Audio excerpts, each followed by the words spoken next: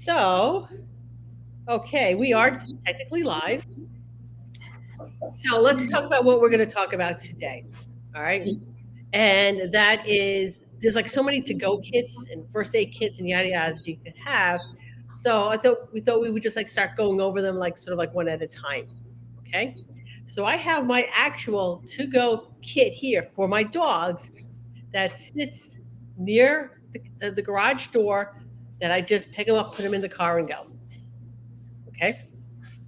So basically, your evacuation kit. My evacuation kit for my dogs. All right. And the kit doesn't, some of the items for my kit could belong there. They could belong someplace else. It's just where I've chosen to put the stuff. Okay. Mhm. So I have two containers like this, Okay. really lightweight. Okay. I got them at Walmart. They were probably $3 a piece. If I paid that, I don't remember. Maybe they were $2 a piece.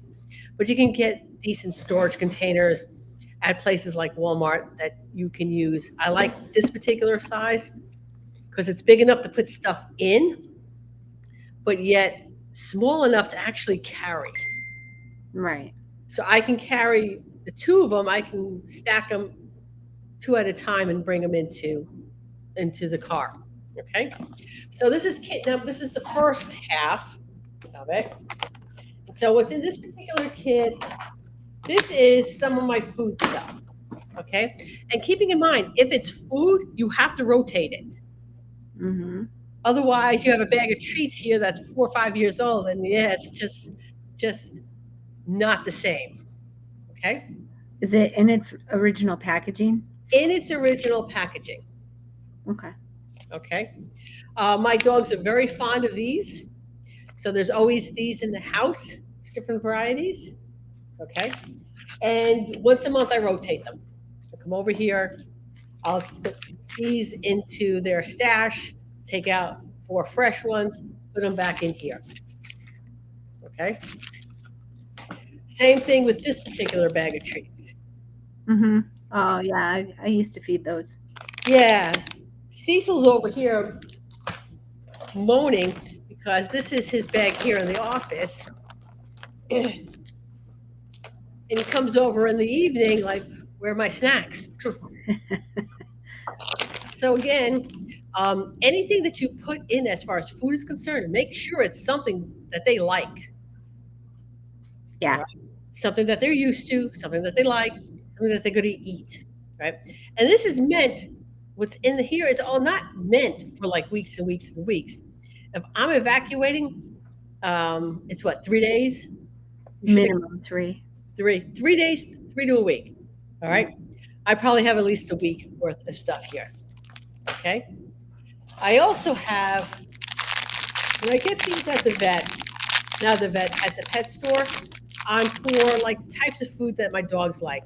Already in little baggies. They give these out. These are free. All right. So I'll have a bunch of those. Look at that. Got some open farm ones too. No. Okay. And I just went through this like 2 weeks ago. Okay. Wipes. Mm-hmm. Food and water dishes. Mm-hmm. I like the stainless steel. They're easier to clean. They're not plastic. They're just in like plastics that can hold things in, but the stainless steel don't. Again, easier to clean. Um, and this is what I think I was touching on. I think last time. Okay, these are called canine masks. Mm-hmm. I have 4 of them, one for each of my dogs. And these are probably the nicest face masks I've seen for dogs. Okay. Um, if you're in an area that has volcanoes or wildfires, they have little filters for them. And it's probably the nicest constructed ones that I've seen. I got some really cheap ones that I got off of Amazon, Uh-huh. um, which I'm not 100% certain on how well they actually work, but So it's not open for them to be able to stick their tongue out, or is it? no, it's not. Okay. Okay, it has a little zipper here. All right, that's I guess where we'll put the filter in here. It's not meant as a muzzle. It's meant for going through fire where the air quality is poor. Mm-hmm. So it's something that's very temporary. I don't have this for me. Just saying. Yeah, but how many times do we do that? I do stuff for my dogs way before I do it for myself. But I have them for my dog. Yeah. Okay. That's it on here. I also have a pair of scissors in here. And I'll put this back together.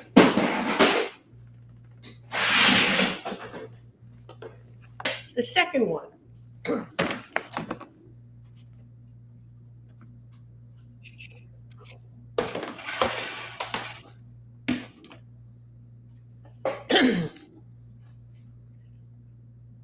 And it's spray. Poop bags, Always important. always important. And what I like about the poop bags is I don't generally walk my dogs too much. And if I do, I'm using like vegetable bags from the supermarket. Mm-hmm. Get these for free at the big pet conferences. Yeah, it's true. Everybody hands those out. You know, that's Pooh Bear.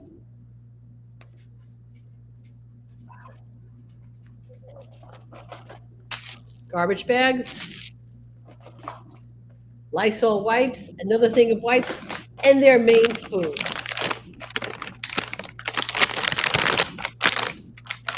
Unopened bag, original packaging. Again, every month I go in and I rotate any kind of food. But my dogs like this, so therefore they're eat. You know what's not in here, which it should be in here, but it's actually in another of my to-go boxes, is pet health paperwork. Mm-hmm. The health certificates for Right. 3 of my dogs just need health certificates.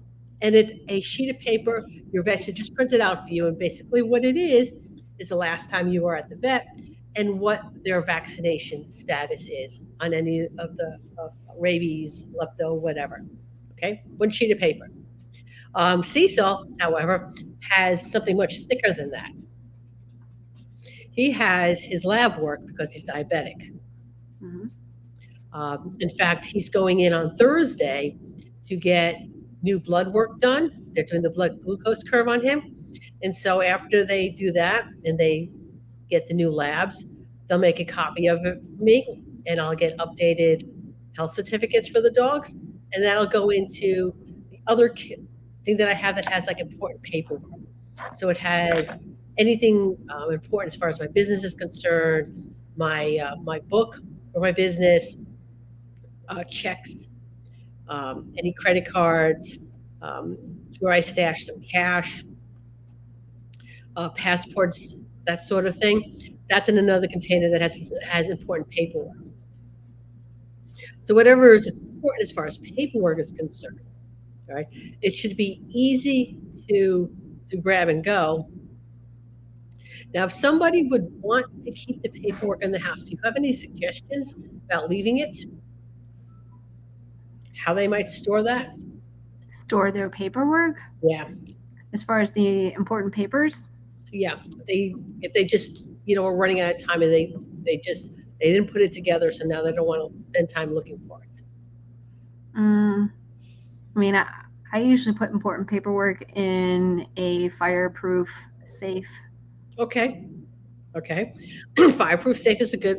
There, I'm going to bust a myth, and that is putting important paperwork in your dishwasher.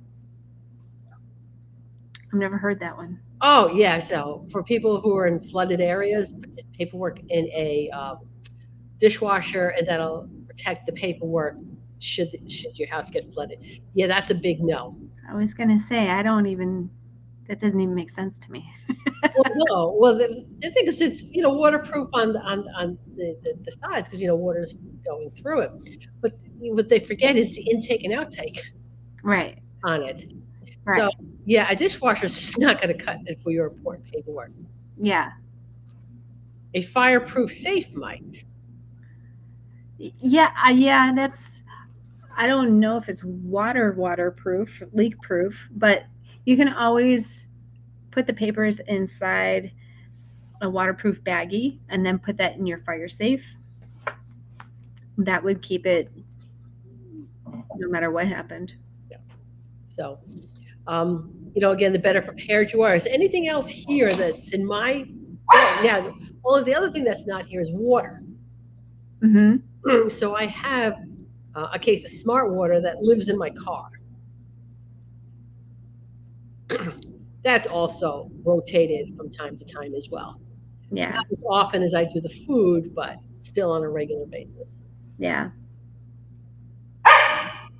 Well, for a go bag, you just got to think of it like this, especially when you're preparing. You need a minimum of 3 days worth of food and 3 days worth of water, 3 days worth of supplies. If your dog had medications, you want to put extra medications in your go bag as well. Um, I always suggest put some sort of money. Now, at one point, I was saying do cash, but the last time that I checked into a hotel, they didn't accept cash. More and more places aren't accepting cash. Then it's a matter of putting in maybe, talking to the bank, seeing if you can get a spare debit card or get a credit card and maybe store that in your go bag. Just because if you gotta grab it and go, you're not going to really have time to go into your wallet and search for that stuff. And then you're going to be able to get out. Then where you go, and I've seen it where people go to check in and now they have no access to their monies. So I would definitely put that in the go bag as well. And it doesn't hurt to put a little, like, if you were to have a go bag for yourself, definitely put something in there. But like you've got all your pet stuff separately, it wouldn't hurt to put a little something in there as well, because you don't know in those situations what exactly are you going to be able to grab. And if you're only able to grab one over the other, at least you're prepared either way. Right. Which is like some things are permanently left in the car and other things are not. Right. Okay? Because the food has to be swapped out on a monthly basis. I don't want to keep it in the car because then I got to bring in the car, unload it, remember to do it. But where I keep all the to-go stuff is in the laundry room, which means I'm walking past it at least once, twice a day. So that when it comes time to it's been about a month, I need to swap out and change out food. It's in the forefront of my mind rather than sitting in my car where all of a sudden 6, 7, 8 months have passed and I haven't. Yeah, you know how that goes, right? I do. My memory is awful. I have to set alarms for everything or write it down in 15 different places, and I still forget. So, but some of the foods, though, there are some foods that are out there, and not necessarily probably of your preference or my preference, but there is food out there that would be that just because of the preservative in the food. So you would still have to sit here and look at expiration dates, but they have a tendency to last a much longer period of time. Yeah. So anything that's food related, make sure you check in the expiration dates on it. And we're going to take our little commercial break and then we'll get back with more go bag stuff. You ready? Ready. Are you tired of putting off your emergency and disaster planning manual? Look no further. This 67-page fillable template will make the process a breeze. Simply fill in the blanks for your business and gain access to checklists for supplies, common hazards, debriefing, evacuation and sheltering-in-place protocols, resources, recovery, maintenance, as well as best intake practices. It's time to take action and be prepared. Get your copy today at positiveed.com/books. Okay, so what's also to go, all right, are things for yourself too. And this is where, again, some of the things that make sense to me. Mm-hmm. So I have a clothing bag that has a change of clothes for me and my husband, but I also have then in that bag stuff for the dogs. Mm-hmm. So there might be sweaters in there. Um, there's always what lives permanently in my car are sweaters. So if you see me and you're cold, I guarantee you there's an extra sweater in my car. So change of clothes, some toiletries, most of which that I have like basically taken from hotels. Yeah. Okay, thrown them in there.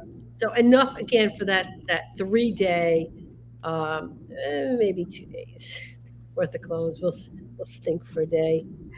Hey, maybe you can kind of wash it depending on where you're at. Yeah, depending on where we're at, we're looking for that hotel Right.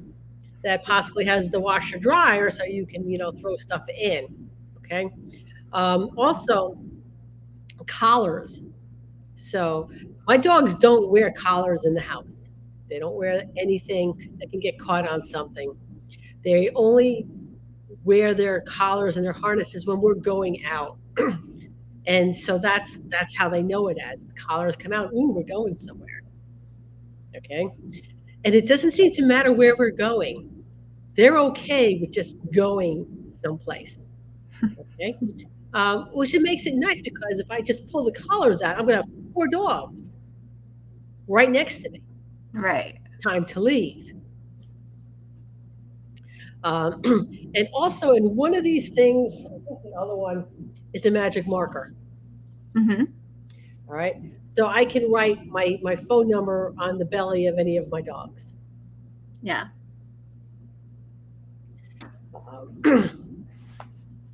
And also what permanently lives in my car is an extra hairbrush.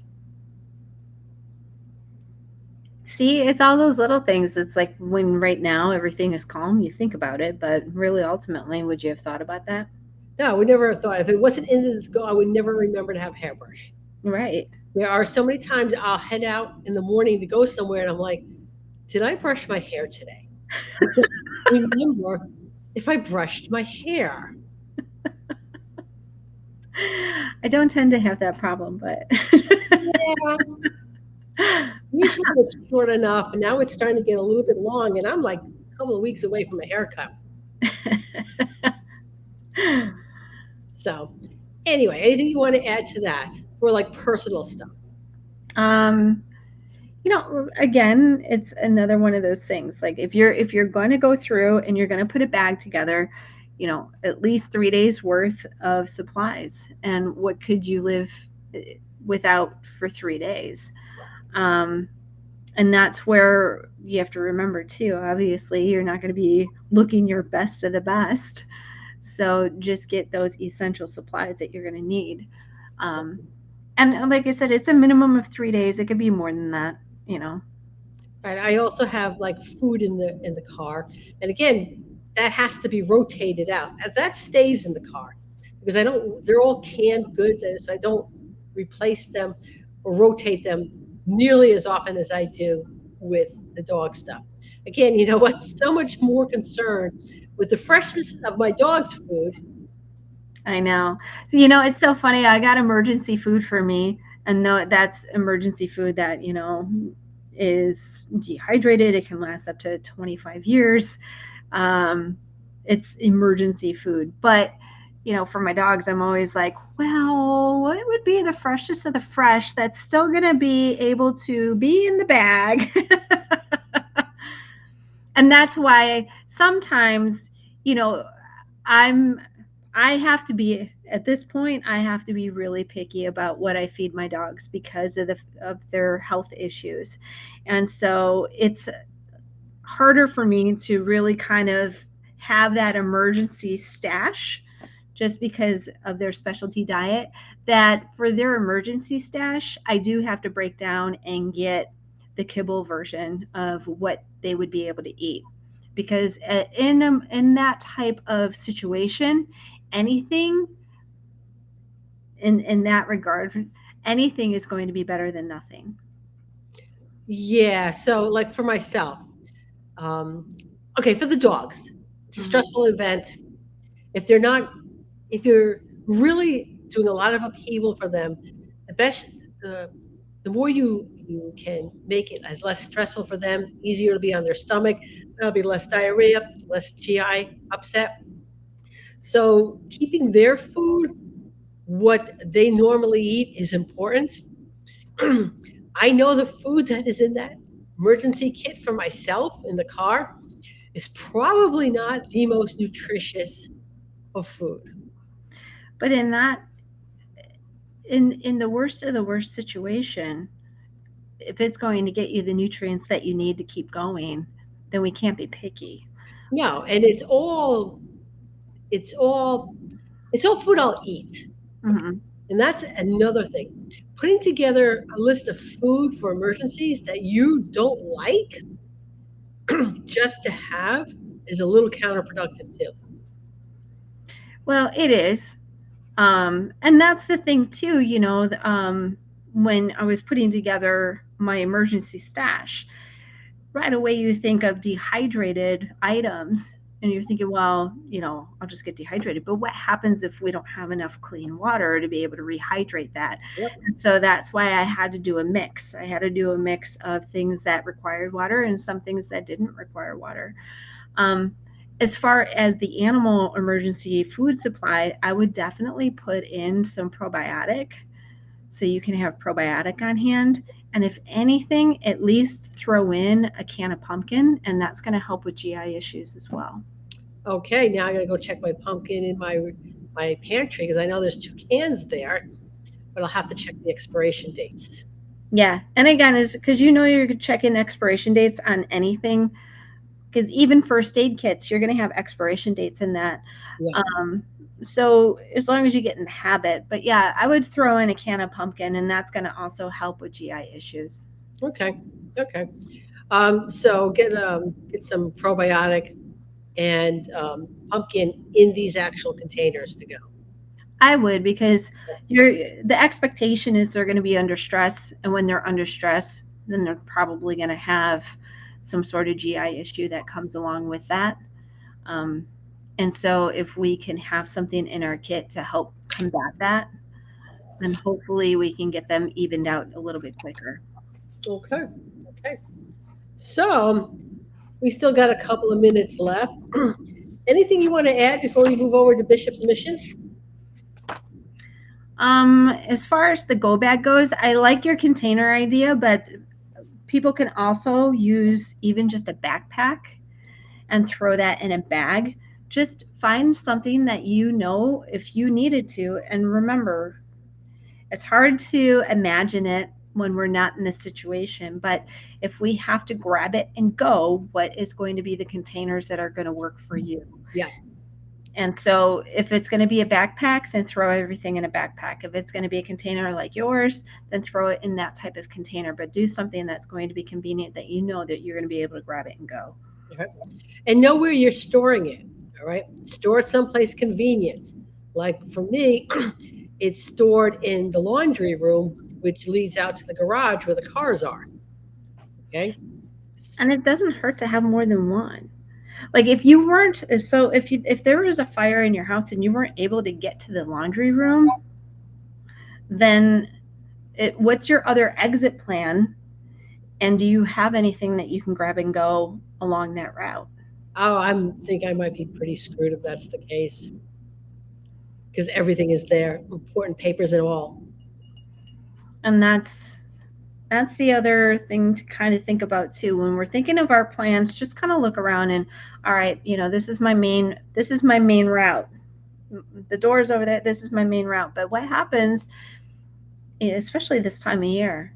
This is the holidays. There's a lot of stuff that goes on in the holidays because we've got real life Christmas trees that people are lighting up, and we have people frying turkeys, and it's a whole bunch of extra stuff that we don't maybe normally do on our day to day. So what were to happen if, now in the living room, which would be my main exit route, if I have a tree in there and that tree sets on fire, how else am I going to be able to get out? And do I have anything prepared to be able to grab and go? So there's no live trees in my house. That's because I have 4 small male dogs who are simply going to view it as, so we're not doing that. I thought I would, I love turkey and I've never had fried turkey, by the way. Okay.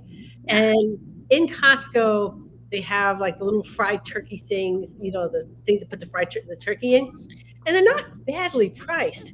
But then I go over to YouTube and I watch the videos. Yeah. I know. I'm thinking, maybe I don't fry my own turkey. Maybe it just wasn't supposed to be fried. I don't know. It's supposed to be phenomenal. I'm just gonna have somebody else fry turkey and bring me turkey. At their house.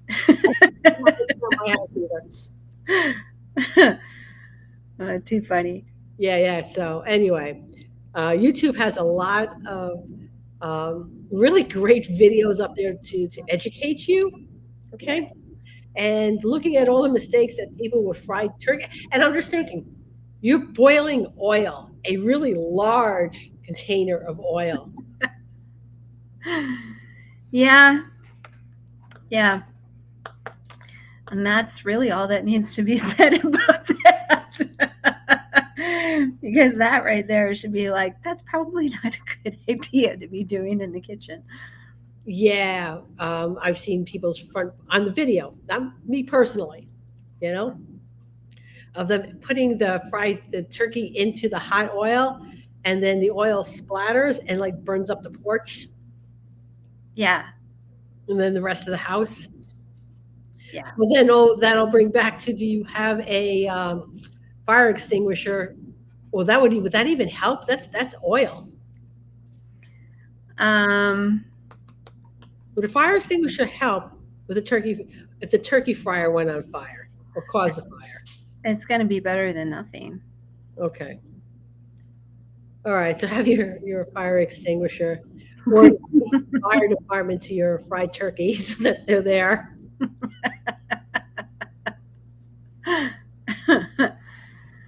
I don't know. I think I would like to watch. Yeah, grease fires are no joke. Okay? No, they're not. And they're fast. Yes. So I would love to. I wonder, and I'll just put a bee in the bonnet for my local fire department. You know what? Maybe do a class on how to fry a turkey. And how to fry a turkey. Well, I'm out. I don't cook. But here's the thing: they could charge admission, and then we could all eat the fried turkey, not actually have to cook that our own selves, and they don't have to worry about going to someone's house for a fire. Oh, see, he agrees. Yeah, that's a good idea, right?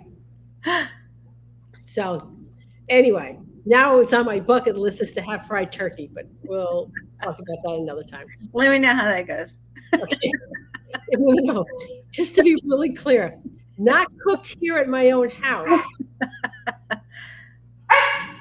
Okay. Being invited to someone's house that's cooking it. I'll bring cookies. And then make sure that you arrive after they say it's done.